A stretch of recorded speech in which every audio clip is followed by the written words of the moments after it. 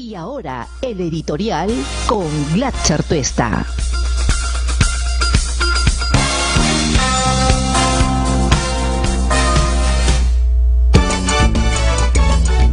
Son las 7:03 de la mañana. La noticia principal, me parece, el día de hoy tiene que ver con el señor Antonio Camayo. Antonio Camayo, amigo de muchos, negado hoy día por varios de quienes fueron muy cercanos a él, pues ha decidido y ha tomado una decisión muy importante. Y es que se ha acogido a la colaboración eficaz. ¿Qué cosa significa concretamente eso? Asume su participación en una organización ilegal y desde esa posición, es decir, asumiendo su responsabilidad y haber participado de actos que son ilícitos, decide dar información suficiente y razonable para que se puedan identificar a otros miembros de esta organización, sobre todo aquellos que estuvieron en la cúspide y que manejaron toda esta red de corrupción que hemos podido conocer a través de la difusión de los audios.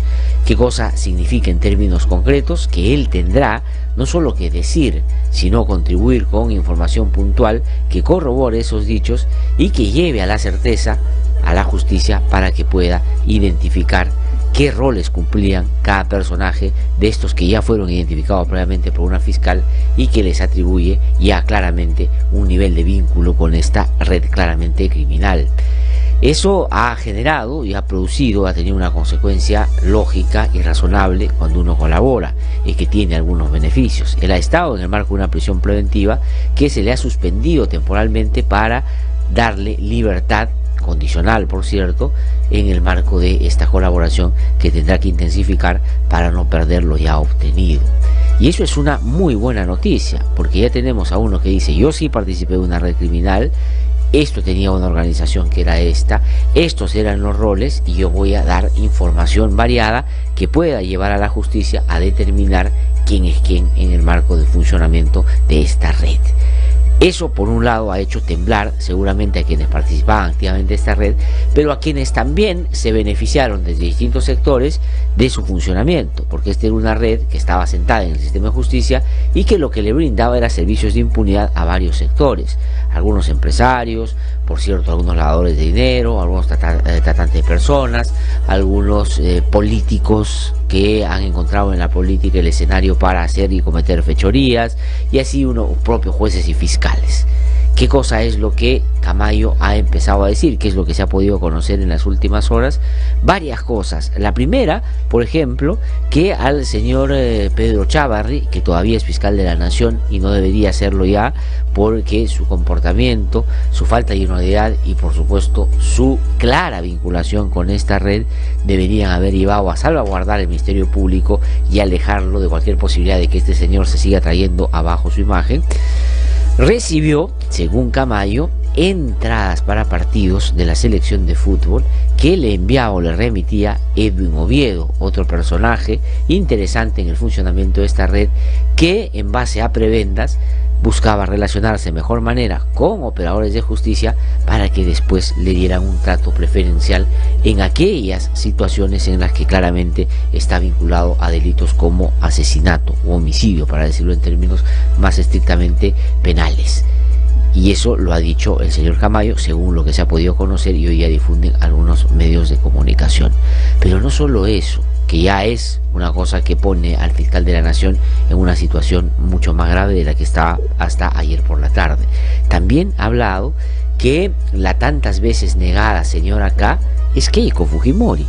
Es decir, que Keiko Fujimori no solo es una persona que actúa de espaldas a la gente, está de espaldas a lo que la mayoría de la población quiere, en tanto reformas deban producirse, que ha perdido severamente la elección en el último tramo, que aparece como en la opinión pública, ante la opinión pública, como la política más corrupta, que manejado el Congreso por fuerza popular ha terminado esto siendo el Congreso la institución más corrupta según la percepción de la gente, y ha superado largamente a quien parecía imbatible en esas lides, que es Alan García.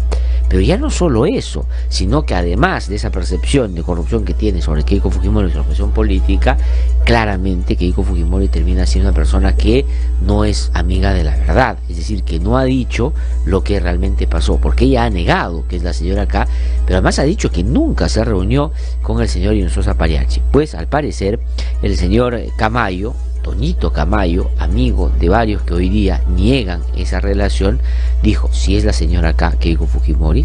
En segundo lugar, sí se reunió César Hinojosa Pariachi con la señora Fujimori en la casa de la señora Fujimori. Quien intermedió para que se diera esa reunión fue el señor Miki Torres, a quien el señor Hinojosa Pariachi denominó la señora K, y él dijo que no era la señora K. Pero además, y esto es probablemente lo más grave, porque efectivamente la reunión es complicada, pero lo que conversaron y el motivo por el cual generaron o produjeron esta reunión es mucho más complicado todavía, y es, según lo que dicen los medios el día de hoy, y que Camayo ha advertido como parte de su correlación eficaz, que era para desarrollar tratativas para cómo se iba a manejar la casación o el caso por lavado de activos que ha llegado a la sala, que llegó a la sala de Hinojosa Pariachi en el famoso caso conocido como Cócteles. Es decir, que todo esto que sospechábamos, que todo esto que decíamos estaba pasando, y con algún nivel de evidencia que ya IDL Reporteros había claramente producido, pues hoy día termina corroborado con una persona que se sabe ahora es colaborador eficaz y que está dispuesto a dar toda la información que esté a su alcance para esclarecer estos hechos, pero para salvar su propio pellejo, que eso es lo que en buena medida le debe estar preocupando. Entonces, ¿qué cosa es lo importante? Que Antonio Camayo no puede mentir, que se ha dicho esto, como dicen los diarios, como el reportero hace ya semanas dijo, y salieron, acuérdense ustedes, Keiko Fujimori, IDL miente, están engañando a la población, no solo sacan los audios que les convienen, sino que ahora difaman a las personas. No, todo es verdad. Camayo, amigo de la señora K, ha dicho que sí se reunió con el señor Hinojosa Pariachi. Entonces, hay aquí un asunto de colaboración eficaz en lo que el señor Camayo no puede mentir, o sea, está diciendo la verdad, si no se arruinaría él, y ya no hay posibilidades de retomarla después si él se evidencia que está mintiendo. Y lo otro grave también que habría dicho Camayo es que estaban interesados los fujimoristas en promover una ley en el Congreso de la República para favorecer a los lavadores de dinero.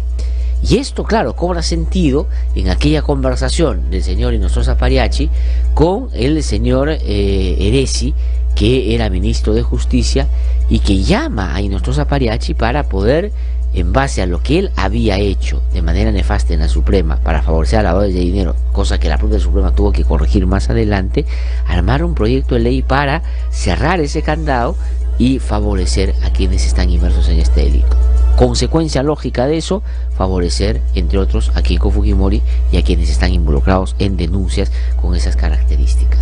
Es decir, no solo se reunió Keiko con Hinojosa Pariachi para arreglar sus casos o buscar arreglarlos, también había tratativas para generar un proyecto de ley para favorecer a los lavadores de dinero, cosa que es, por cierto, muy grave, sino que todo esto evidencia una estrecha relación con este juez que sabemos ha venido siendo protegiendo hasta el momento en el que no pudieron aguantar más ya la presión y tuvieron finalmente que inhabilitarlo o sacarlo del cargo.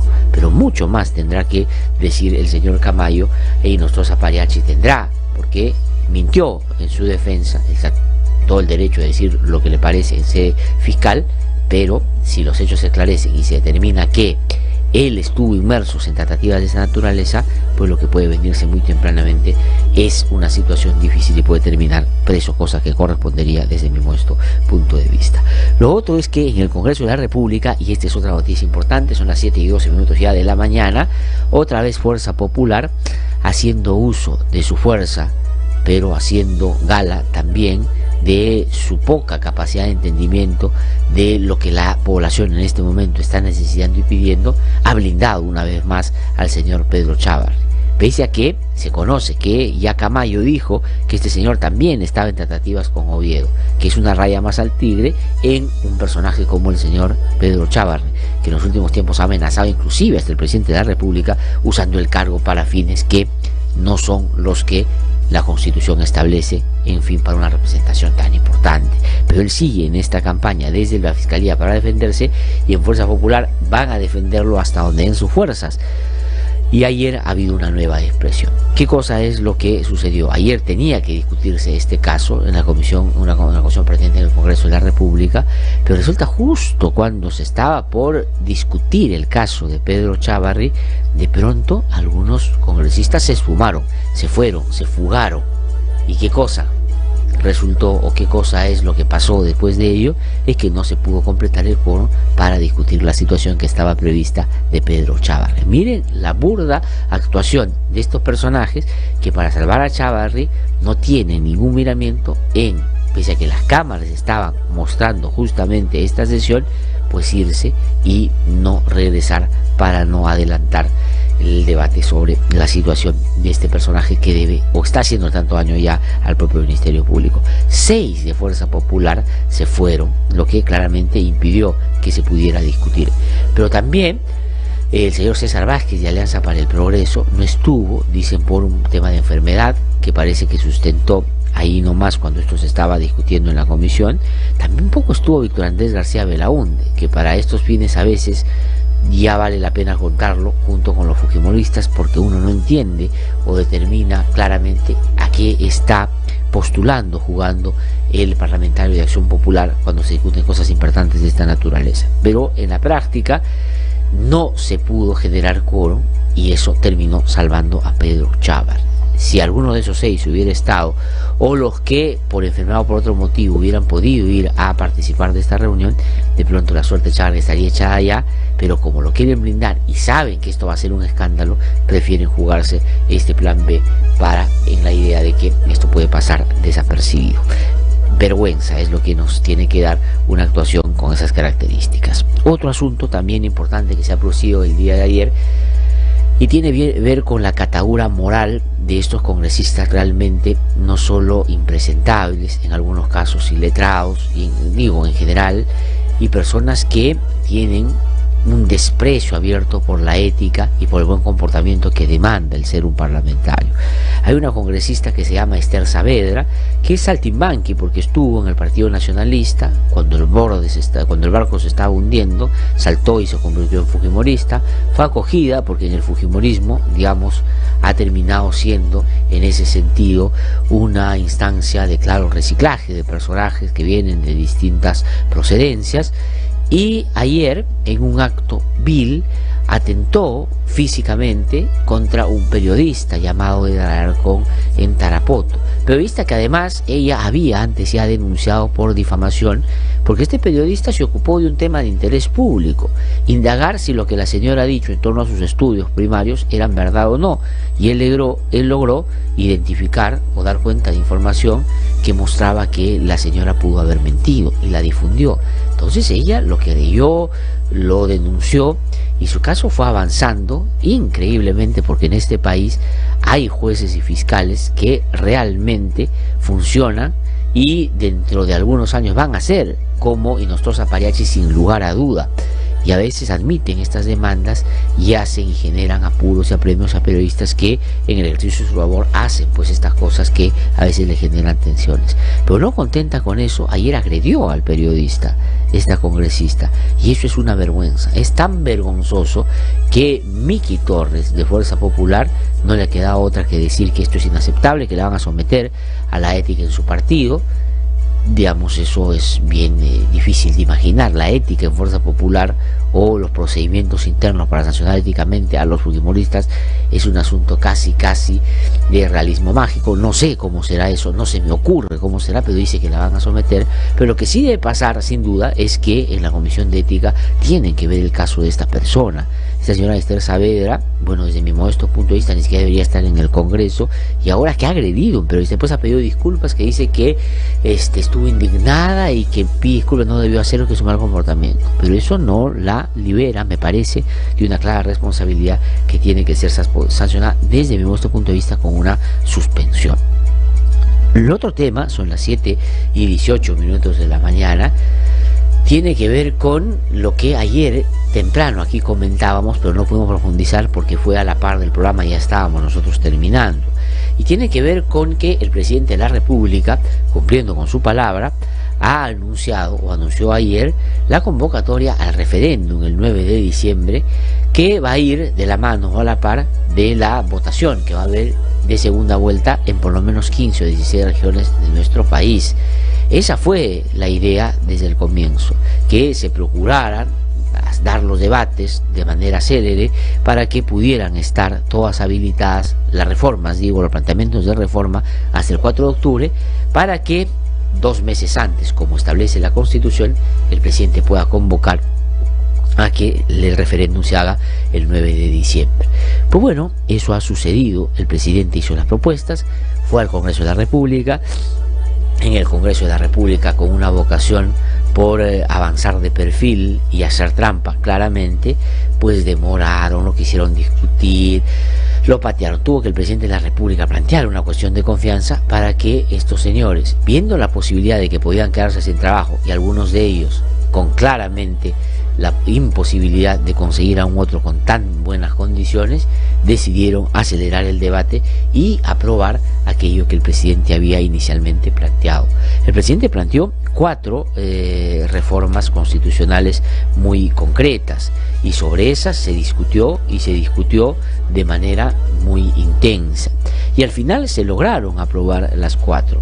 Debo decir que al margen de lo que el presidente quería y de la manera como impulsó este proceso, con lo que yo claramente he estado de acuerdo, en el sentido de que creo que hizo bien en plantear la reforma judicial y la reforma política, hay aspectos de que desde el comienzo dijimos aquí que nosotros que no eran lo más conveniente. Por ejemplo, ese tema del Consejo, ¿cómo se llama? La Junta por la Justicia, es realmente peor que probablemente lo que teníamos antes, en términos de que se le da ahora la posibilidad a los mismos operadores de justicia, y 3 manejados claramente en elección por el Congreso, como el presidente del Tribunal Constitucional, el Contralor y el Defensor del Pueblo, para que sean los que nombren ellos a quienes van a elegir jueces y fiscales. Me parece que eso no era lo más conveniente, y si no se hubiera hacia el final incorporado por lo menos 2 representantes de la sociedad civil de las universidades calificadas y certificadas, pues el asunto hubiera sido peor todavía. Pero no es una buena propuesta desde nuestro modesto punto de vista, pero había una idea y lo aprobaron y se discutió y salió. Entonces, ¿qué cosa ha hecho el presidente de la República ayer, que tenía ya que anunciar el referéndum? Ha dicho que está de acuerdo con esa reforma a favor del sistema de justicia. El presidente está de acuerdo, su gobierno está de acuerdo, su bancada está de acuerdo y el Congreso está de acuerdo, por eso lo ha aprobado. Pero hay gente y hay instituciones que conocemos algo de estos temas que no estamos de acuerdo, pero iremos a votar ese día y nuestra conciencia nos dirá qué cosa marcar. El segundo tema está vinculado al financiamiento de partidos, donde recordarán ustedes, el Congreso quiso contrabandear algunas cosas también, como por ejemplo que el jefe de la OMPE fuera elegido por el Congreso, es decir, esta bancada fujimorista que elija al nuevo jefe de la OMPE, como si no hubieran hecho lo propio cuando eligieron al actual jefe de la OMPE a través del Consejo de la Magistratura que ya manejaba. Pero querían contrabandear eso, querían también trampear en torno al financiamiento. Tuvieron que ponerse bravos los parlamentarios de otras agrupaciones para impedir que ese propósito se materializara. Es decir, Fuerza Popular siempre ha estado intentando meter cosas que no correspondían, y ahí donde veían debilidad o vacíos trataban de llenarlo con una propuesta que es la que menos le convenía al país, por supuesto. Pero aprobaron el financiamiento, pero sacaron el tema de la rendición de cuentas en el marco del propio proceso electoral, mientras van gastando, por ejemplo, y otras cosas que, siendo significativas, no incorporaron. Pero el presidente dice, bueno, esa también la vamos a pasar porque eso se puede afinar ya en la ley orgánica, en fin, en una ley de desarrollo constitucional. La tercera, la no reelección de congresistas, esa es muy sencilla y el presidente también la aprobó. Pero ayer el presidente salió con una novedad. Dijo que, si bien es cierto, convocaba referéndum para que se votara la cuarta reforma que él propuso y que el Congreso aprobó sobre la bicameralidad, pero consideraba que esa se había desnaturalizado y que no correspondía con lo que el gobierno había pensado en esta materia. Y dijo que, sin duda, hay 2 aspectos que son fundamentales, que al parecer del Ejecutivo y en particular del presidente de la República iban en un sentido contrario a lo que él había imaginado debería ser esa reforma. Y entonces, cuando eso se planteó el día de ayer y cuando eso se empezó a discutir, O sea, decir, cuando el presidente dijo que no estaba de acuerdo con eso, se armó un alboroto y le dijeron de todo al presidente, entre otras cosas, que es débil de carácter, que cambia de opinión, que es un populista que está ahora pretendiendo hacer esta movida en su ánimo de querer cerrar al Congreso y que no se le va a permitir, que es un Maduro, que es una persona que, en fin, todo le dijeron al presidente de la República. Pero vayamos a lo que concretamente decían o planteaban esas reformas para ver si es que el presidente tenía o no razón en poder dar esa opinión. En primer lugar, el presidente no ha objetado y no ha presentado una cuestión de confianza para decir que las reformas no van y que han sido desnaturalizadas, por lo tanto el referéndum no se va a dar. El presidente ha llamado y convocado al referéndum.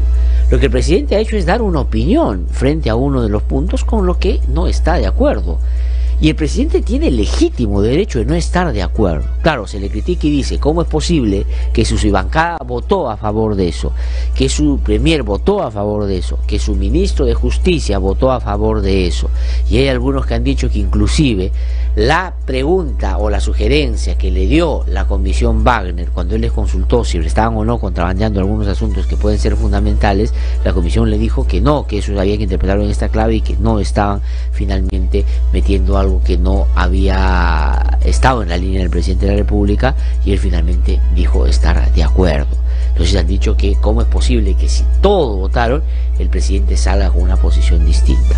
Efectivamente, ahí puede haber una falta de coordinación, una premura en sacar, digamos, este tema lo más pronto posible, porque además el Congreso jugó al filo del plazo, que fue el 4 de octubre, pero el presidente, si se da cuenta al final de que hay aspectos que van a terminar, al margen de que sus congresistas hayan votado en esa dirección y que puede ser perjudicial para el Ejecutivo, como yo creo que es, pues tiene todo el derecho de salir y decir que no está de acuerdo.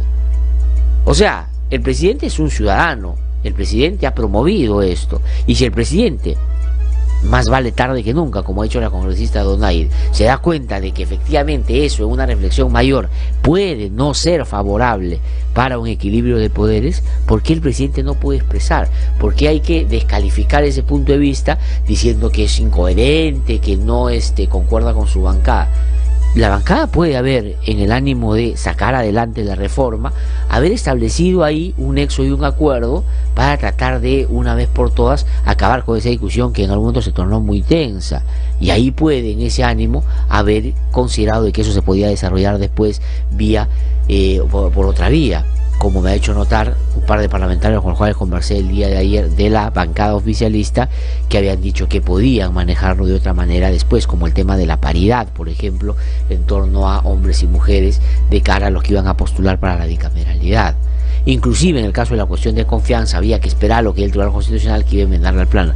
Es probable que había, frente a la preocupación del presidente, algunas alternativas que le hicieron notar los parlamentarios que pasaban no por lo que se aprobaba en el Congreso, sino el desarrollo que estas leyes podían, o estos artículos podían tener después ya en leyes muy concretas. Pero el presidente, si se da cuenta después, bueno, efectivamente, está bien. Ahora, el presidente va a marcar el rumbo de la reforma, el presidente va con su anuncio y con su posición a hacer que la gente vote en contra de la bicameralidad. No necesariamente, pero lo que no se puede, me parece, decir en este momento es acusar al presidente de que está en contra de la bicameralidad cuando él la propuso. Pero efectivamente, cortarle los brazos al Ejecutivo en torno a la cuestión de confianza es un asunto que no debió pasar en la discusión.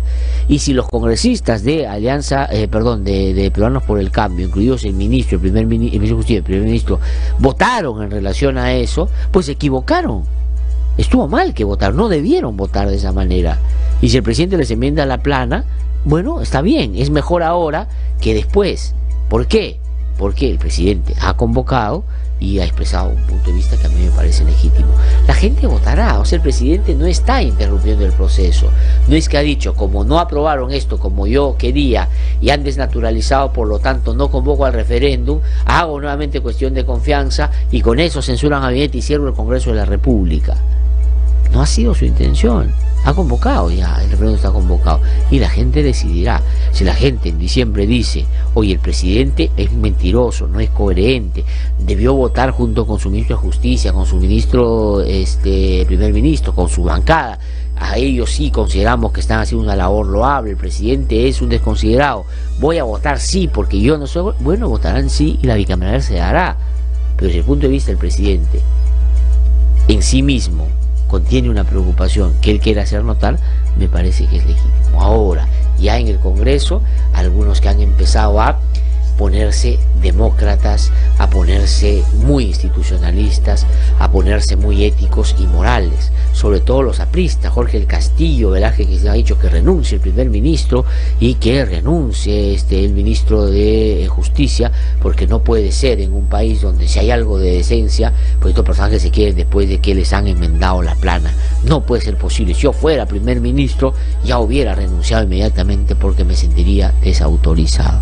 Así, en su gobierno, cuando él fue primer ministro y cuando algunos de sus amigos fueron ministros, algunos no solo no renunciaron frente a casos evidentes, sino que trataron de empernarse ahí para evitar que después la justicia pudiera alcanzarlos en hechos en los que han terminado de alguna manera comprometidos.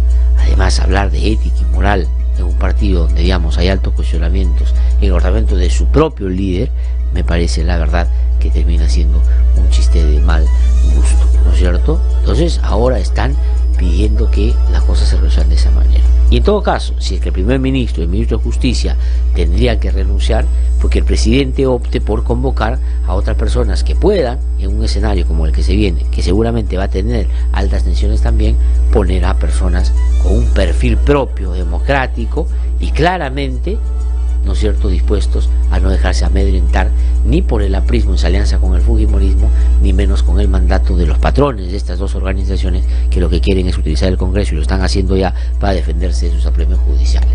Que pongan a gente que más bien vaya en el sentido contrario de esa pretensión.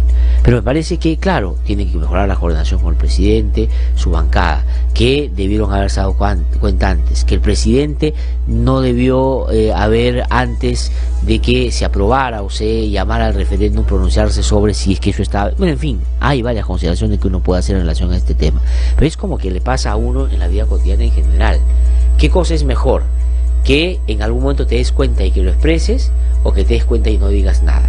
El presidente pudo observar eso y no convocar al referéndum, pero creo que lo hizo porque él considera que es la gente la que tiene que decidir, y él expresaba un desacuerdo con una de las cosas que el Congreso. ¿Eso va a tener como consecuencia cerrar el Congreso? No hay manera, no hay forma. ¿Cuál sería la vía en este momento? O sea, ¿cuál sería, no es cierto, la línea a seguir para cerrar el Congreso al expresar el presidente un desacuerdo con lo que el Congreso ha aprobado? Ninguna. Ya no puede hacer cuestión de confianza por ese tema porque ya llamó al referéndum. Es decir, resulta que él ha validado lo que el Congreso ha dicho. Es decir, que las 4 reformas que él planteó ya fueron aprobadas, como dice la Constitución debe ser, para después someterse a una votación popular. Eso ya lo hizo. ¿Qué podría decir que el presidente hiciera el Congreso tomando como pretexto que hay una de esas reformas que le parece que están mal hechas? Ninguna. No hay ninguna. Entonces yo creo que la verdad no era lo conveniente. Lo que debieron hacer desde el comienzo en su bancada es oponerse a que eso salga ahí, cerrarse en la discusión en el Congreso de que esos temas son innegociables. Pero al haberlo pasado, el presidente no es que ha regresado todo al Congreso y ha dicho no, aquí me han trafiado y por lo tanto yo me siento digamos que no me han dado la confianza, aplico lo que la Constitución establece y cierro el Congreso de la República porque siento que la confianza me ha sido denegada. No ha hecho eso, no ha hecho cuestión de confianza puntualmente por ese tema. Ha convocado y expresado su punto de vista. Me parece que sí, el presidente puede estar efectivamente también aprovechando las circunstancias para hacer notar que el Congreso a veces actúa basado en sus propios intereses, como en este caso concreto, creo, al no poner aspectos fundamentales o al meterse con asuntos fundamentales como la cuestión de confianza. Pero de ahí a tratar de descalificar al presidente y desvirtuar todo lo que políticamente ha hecho en los últimos tiempos, me parece es sumarse, a veces, digamos, consciente o inconscientemente en algunos casos, a todo ese sector que lo que quiere es que no le vaya bien al presidente. Y aquí en este programa queremos que le vaya bien al presidente porque ha logrado lo que otros no han podido en los últimos tiempos hacer, y es, primero, pararse frente a la bravuconada fujimorista y aprista en el Congreso y decirle que no le tiene miedo. Y a eso para mí es bien importante. Y en segundo lugar, que les haya doblado el brazo para que iniciaran la discusión sobre reformas que nunca quisieron hacer, me parece que es un mérito muy importante que hay que reconocer al presidente de la República.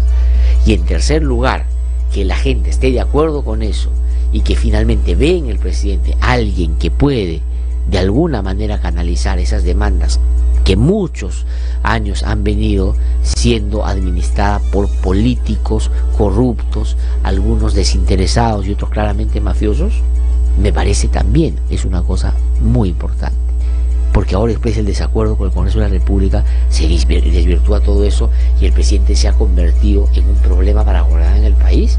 Me parece una exageración. Uno puede criticar cuestiones efectivamente de coordinación o porque no dijo antes, pero el no haberlo dicho antes hubiera significado que no se convocara al referendo y que le hiciera cuestión de confianza ahí sí, porque le dieron la espalda, pero no lo hizo y me parece que eso hay que saludar también. Tampoco hay que buscar ahogarse un vaso de agua porque me parece que por ahí no va la cosa. No vaya a ser que algunos, tratando de, con la coartada de la defensa, la institucionalidad, la democracia y la dignidad, en realidad le terminen haciendo el juego a quienes han visto en Vizcarra una tremenda amenaza. Son las 7:33 de la mañana. Vamos a una pausa, regreso en un instante para contarles que vamos a tener en el programa de hoy. Hacemos nuestro recorrido por las regiones y luego les digo quienes nos visitan o conversan con nosotros esta mañana. Regreso. Hemos presentado el editorial con Glatzer Tuesta.